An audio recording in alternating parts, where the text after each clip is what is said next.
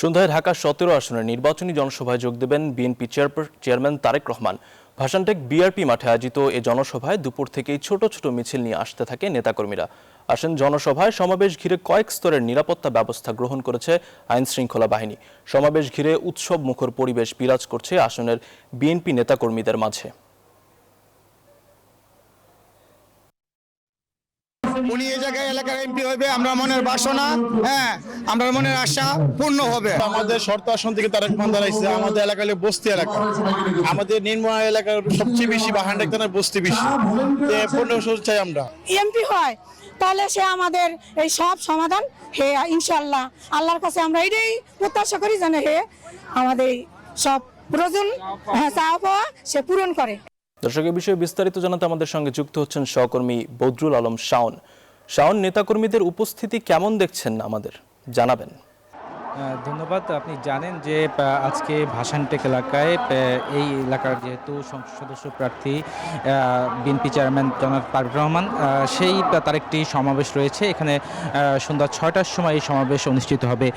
সেই সমাবেশকে কেন্দ্র করে দুপুর থেকেই আমরা দেখছি যে এই ভাসানটেক বিআরবি মাঠ প্রাঙ্গণে যারা এই এলাকার বাসিন্দা রয়েছেন, ভোটার রয়েছেন এবং বিএনপির দলীয় নেতাকর্মী রয়েছেন, তারা কিন্তু ছোট ছোট মিছিল সহকারে আসছেন। যারা সাধারণ ভোটার রয়েছেন তারাও এখানে আসছেন। অর্থাৎ এখানে যারা তারেক রহমান যে নির্বাচনী প্রচারণা, সেই নির্বাচনী প্রচারণার সামনে রেখে তারা এখানে সমবেত হয়েছেন। আমরা এখানে যারা বাসিন্দা রয়েছে সেসব বাসিন্দাদের কয়েকজনের সাথে আমরা কথা বলার চেষ্টা করেছি। তারা যেটি বলছেন যে ঢাকা ১৭ আসনের এই ভাসানটেক, বিশেষ করে ভাসানটেক এলাকাটি, এই এলাকাটি একটু ঘনবসতিপূর্ণ এলাকা এবং দৈনন্দিন আয়ে উপার্জিত মানুষজন যে জীবিকা নির্বাহ করেন, এই ধরনের মানুষ এখানে বাসিন্দা এখানে সব থেকে বেশি। সেই জায়গা থেকে এখানে বিশেষ করে তাদের দৈনন্দিন জীবন ধারণের জন্য বেশ কিছু জটিলতা রয়েছে, বিশেষ করে বিদ্যুৎ, গ্যাস, পানি, এই সব বিষয়ে তারা দীর্ঘদিন ধরে এই সংকট, এক ধরনের সংকট তারা মোকাবেলা করছেন। জনাব তারেক রহমান যদি ত্রয়োদশ জাতীয় সংসদ নির্বাচনে এই এলাকা থেকে অর্থাৎ ঢাকা ১৭ আসন থেকে নির্বাচিত হতে পারেন, সেক্ষেত্রে তার কাছে চাহিদা থাকবে তিনি যাতে এই সব সংকট নিরসনে, এইসব সাধারণ মানুষের খেটে খাওয়া মানুষের সংকট নিরসনে তিনি কাজ করেন।